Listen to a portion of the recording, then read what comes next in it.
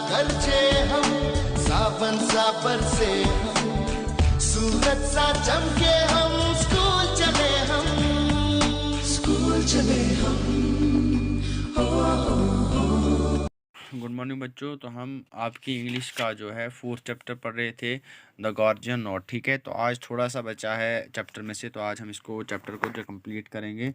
तो उसके बाद जहाँ भी आपको कहीं प्रॉब्लम रही होगी तो आप मेरे साथ कांटेक्ट कर लेना। ठीक है, मुझे बता देना कहाँ कहाँ भी प्रॉब्लम है। ठीक है, तो आइए पहले स्टार्ट करते हैं। इससे पहले कि मैं आपको बताऊँ कि हमने जो है क्या पढ़ा था। देखो, अलेक्जेंडर वहाँ पे आया था, उसने क्या किया था कि उसने जो है पहले नोट को जो है ऑब्जर्व किया था। उसके बाद उसने कहा था कि टाइम ज़ाया नहीं करना इस पे। उसके बाद उसने क्या किया था, बिल्कुल सोचा, कहा मतलब वही सोच रहा था कि एक आसान सा तरीका ढूंढें इस नोट को खोलने के लिए। उसके बाद क्या किया था उसने उसने हाफ बिल्कुल काट दिया था उसको। उसके बाद इट बिकेम यूनाइटेड।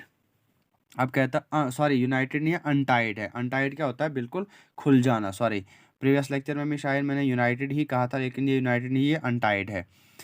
अब है आगे हम स्टार्ट करते हैं।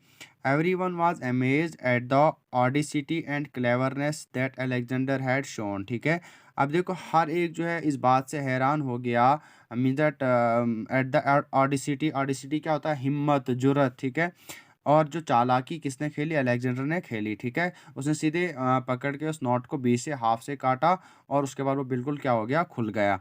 आफ्टरवर्ड्स, इसी तरह से, by the age of 30 he did go on to conquer most of the Asia. इसी तरह से क्या हो गया, उसके बाद जब वो 30 साल का हो गया तो उसने वो पूरे एशिया में चला गया, और पूरे एशिया पे क्या करने लगा, मतलब फतह पाई उसने पूरे एशिया पे। कन्क्योर होता है फतह पाना।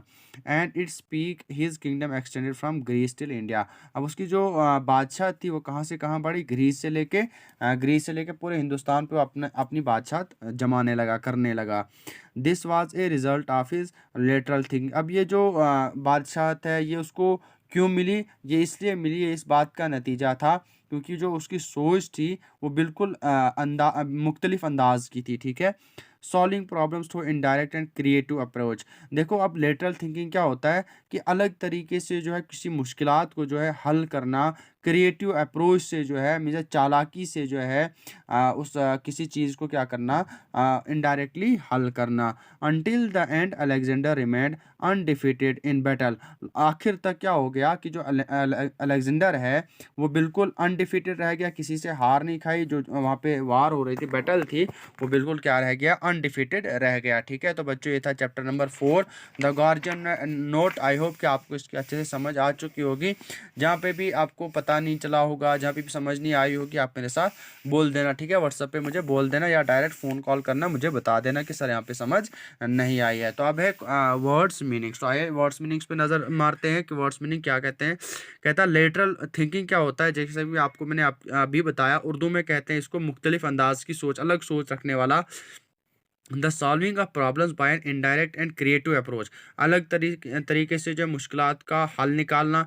Typically through viewing by the problem in a new and unusual light, और एक अलग तरीके से, एक अलग अंदाज से जो है किसी मुश्किलात का हल निकालना, उसको हम क्या कहते हैं, लेटरल थिंकिंग कहते हैं। अब है टेंगल। टेंगल क्या है, टू मिक्स और ट्विस्ट इनटू ए कंफ्यूज्ड मास, मीन्स किसी चीज़ में उलझना। ठीक है, मीन्स जिससे पूरी दुनिया जो है, पूरे लोग बिल्कुल परेशान हो जाएं, उस चीज़ में उलझना कि मैंने ये चीज़ करनी ही करनी है, उसको हम क्या कहते हैं, टेंगल कहते हैं।